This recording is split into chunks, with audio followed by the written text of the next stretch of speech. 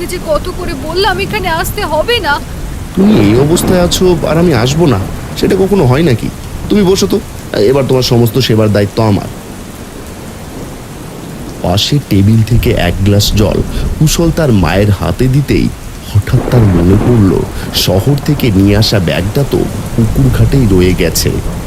মা, তুমি এখানে বসে জল খাও, হ্যাঁ আমি এখনই আসছি। এত রাতে তুই আবার কোথায় যাচ্ছিস? এইমাত্র তো এলি, একটু বিশ্রাম করবি না? বিশ্রাম তো করবোই মা, তবে ওই পুকুর ঘাটে ব্যাগটা ফেলে এসেছি, ওটাই নিয়ে আসতে যাচ্ছি। পুকুর ঘাটে? তুই কেন পুকুর ঘাটে গিয়েছিলি? এত রাতে ওখানে তোর যাওয়ার কোনো দরকার নেই। কাল সকাল হলে আমি নিজেই তোর ব্যাগ এনে দেবো। কেন, পুকুর ঘাটে আবার কি হয়েছে? ততক্ষণে তো ব্যাগটা চুরি হয়ে যেতে পারে। কোনো চুরি হবে না, ওই পুকুর পাড়ে এমনিতেও কেউ যায় না।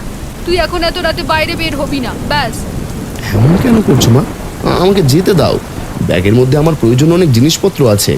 ঠিক আছে, তাহলে আমি যাচ্ছি, তোকে যেতে হবে না, আমি নিজেই গিয়ে নিয়ে আসছি। তুমি পাগল হয়েছো মা? আমি গেলে কি এমন ক্ষতি হবে? তুমি এই অসুস্থ শরীর নিয়ে এত রাতে বাইরে যেতে চাইছো কেন? হ্যাঁ, তুই বুঝবি না, তোকে আমার দিব্যি রইলো, আমাকে যেতে দে। মায়ের এমন আকুলতায় কুশল আর কোনো কথা বলার সাহস পেল না। অগত্যা কুশলকে তার মাকে সেই অসুস্থ শরীর নিয়েই পুকুর ঘাটের দিকে পাঠাতে হলো। কিন্তু বেশ দীর্ঘ সময় পার হয়ে যাওয়ার পরেও কুশলের মা যখন আর ফিরে এলো না, তখন কুশলের মনে এক অজানা আশঙ্কা দানা বাঁধতে শুরু করলো। আর ঘরে স্থির থাকতে না পেরে সে অন্ধকারের মধ্যেই ছুটে গেল সেই পুকুর ঘাটের দিকে।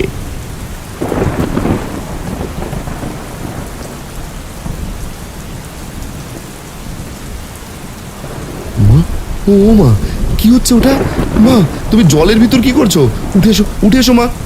কুশল বারবার চিৎকার করে ডাকলেও শান্তি আর কোনো সাড়া দেওয়ার মতো অবস্থায় ছিল না, তার দম আটকে আসছিল।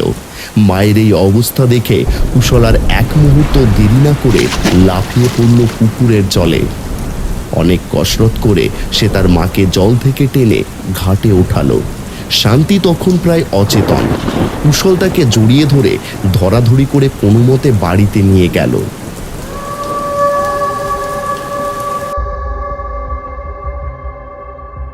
সেই রাতের পর থেকে কুশলের মধ্যে এক অদ্ভুত পরিবর্তন দেখা গেল। প্রতি রাতে যখন চারদিক নিঝুম হয়ে যায়, কুশল চুপি চুপি এসে এই পুকুর ঘাটে বসে, ঘন্টার পর ঘন্টা কারো সাথে যেন গল্প করে। মায়ের চোখ এড়ায়নি বিষয়টা।